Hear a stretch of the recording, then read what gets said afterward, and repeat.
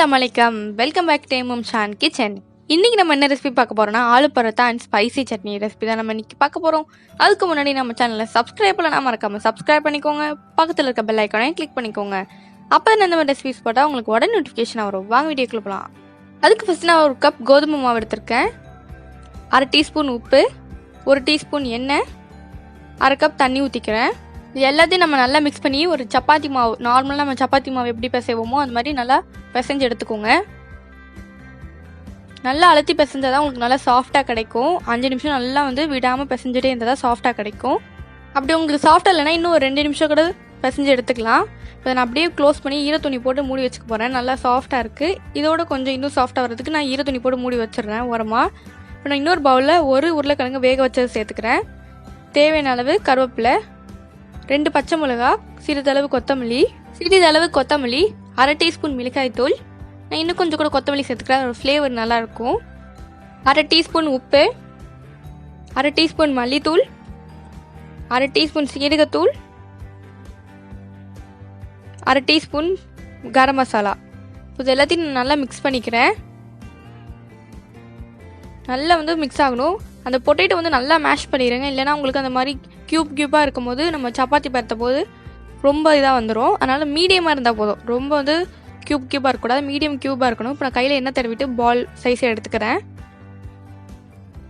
நல்லா ஒரு மீடியம் பால் சைஸ் எடுத்துக்கோங்க, அப்போ தான் கரெக்டாக இருக்கும்.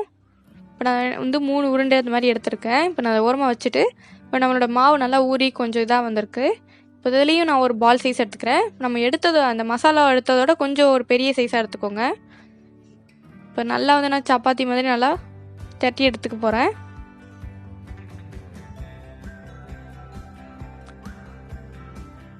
பாருங்கள், இந்த மாதிரி நான் நல்லா ரவுண்டாக பேலிச்சு எடுத்துகிட்டு, இப்போ நம்ம அந்த மசாலா ரெடி பண்ணோம்ல அதை உள்ளே வச்சுட்டு நல்லா ஸ்டஃப் பண்ணிடலாம். நல்லா க்ளோஸ் பண்ணிடுங்க.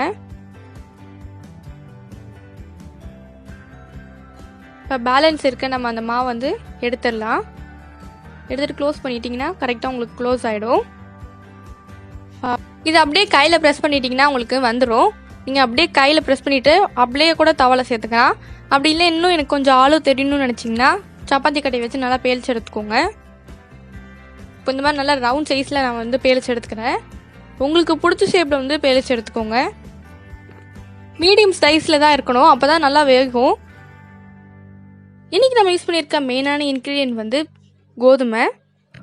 கோதுமையில் அதிகமான ஃபைபர் நியூட்ரிஷன் இருக்குது, அதாவது நார் சத்து இருக்குது. கோதுமையில் நிறைய செரிமானம் சத்து இருக்குது, அதாவது டைஜஷன் பண்ணுறதுக்கு நம்மளுக்கு ரொம்ப உதவும். அது மட்டும் இல்லாமல் நம்ம வெயிட் லாஸ் பண்ணுறோன்னா நீங்கள் கோதுமையில் செய்கிற பொருள் சாப்பிடலாம். அது மட்டும் இல்லாமல் கோதுமையில் இருக்க மெயினான ஒரு விஷயம் ஹார்ட் டிசீஸை குறைக்கும்.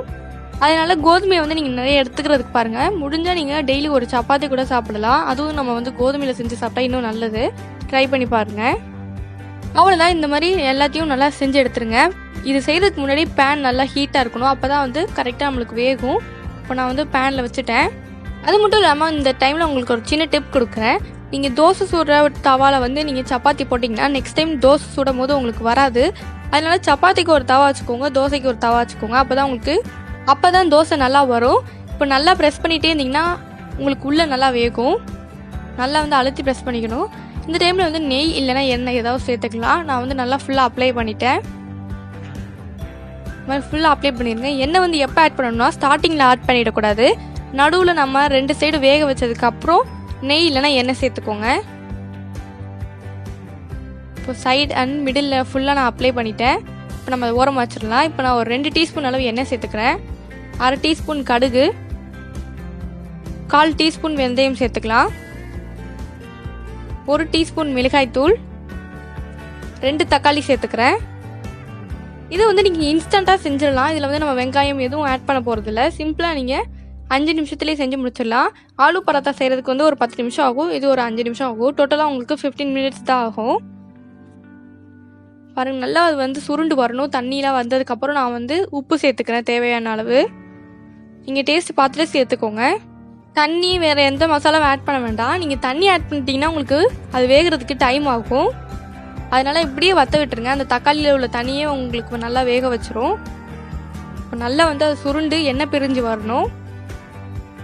ஒரு 2 நிமிஷத்தில் நல்லா வற்றி வந்துடும். இந்த டைமில் நான் 4 பல் பூண்டு சின்ன துண்டு அளவு இஞ்சி ரெண்டுத்தையும் நான் நைஸாக சாப் பண்ணி சேர்த்துருக்கேன். முழுசாக சேர்த்துறாதீங்க. இப்போ பாருங்கள் நல்லா வந்து வத்திருச்சு. இப்போ நான் மேஷர் வச்சு மேஷ் பண்ணிக்கிறேன். அப்படி இல்லைனா வந்து கரண்டி வச்சு கூட மேஷ் பண்ணிக்கலாம். இந்த மாதிரி நல்லா ஃபுல்லாக மேஷ் பண்ணிடுங்க. பாருங்கள் நல்லா சுருண்டு வந்துருச்சு ஸ்பைசி சட்னி. உங்களுக்கு இன்னும் கொஞ்சம் லிக்விடாக வேணும்னா கூட நீங்கள் அப்படியே எடுத்துக்கலாம். இப்போ ரெடி ஆகிடுச்சு. பாருங்கள் ஆலு பரோட்டா வந்து நல்லா சாஃப்டாக இருக்குது. பாருங்கள் நல்லா சாஃப்டாக இருக்குது. நான் லைட்டாக பட்டரில் டிப் பண்ணிவிட்டு அந்த ஸ்பைசி சட்னியோட உங்களுக்கு காட்டுற பாருங்கள் நல்லா சூப்பராக இருக்குது. ரொம்பவே சாஃப்டாக இருக்கும். நீங்கள் நல்லா பிசைய தான் உங்களுக்கு நல்லா சாஃப்ட்னஸ் கொடுக்கும். பன்னீர் பட்டர் மசாலா லிங்க் நான் டிஸ்கிரிப்ஷனில் கொடுக்குறேன். இந்த ரெசிபி உங்களுக்கு பிடிச்சிருந்ததுன்னா லைக் பண்ணிக்கோங்க, ஷேர் பண்ணிக்கோங்க, மறக்காமல் சப்ஸ்கிரைப் பண்ணிக்கோங்க. பக்கத்தில் இருக்க பெல் ஐக்கானே கிளிக் பண்ணிக்கோங்க. அப்போ தான் அந்த மாதிரி ரெசிபிஸ் போட்டால் உங்களுக்கு உடனே நோட்டிஃபிகேஷனாக வரும். இது போல் நிறைய ரெசிபிஸ் நான் ஏற்கனவே அப்லோட் பண்ணியிருக்கேன். அதையும் செக் பண்ணி பாருங்கள். இது போல் ஒரு இன்ட்ரெஸ்டிங்கான வீடியோஸில் உங்களை நெக்ஸ்ட் டைம் சந்திக்கிறேன். பாய், see you, take care, stay home, stay safe. மறக்காமல் நம்ம இன்ஸ்டாகிராம் அண்ட் FBயில் ஃபாலோ பண்ணலாம். மறக்காமல் ஃபாலோ பண்ணிக்கோங்க. கீழே டிஸ்கிரிப்ஷனில் லிங்க் கொடுக்குறேன், செக் பண்ணி பாருங்கள்.